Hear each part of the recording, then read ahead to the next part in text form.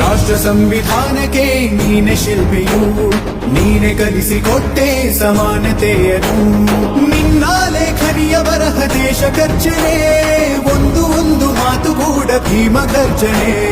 ನಾಯಕ ನೀನು ಭೀಮರ, ಮಹಾನಾಯಕ ನೀನು ಭೀಮರ, ನಾಯಕ ನೀನು ಭೀಮರ, ಮಹಾನಾಯಕ ನೀನು ಭೀಮರ.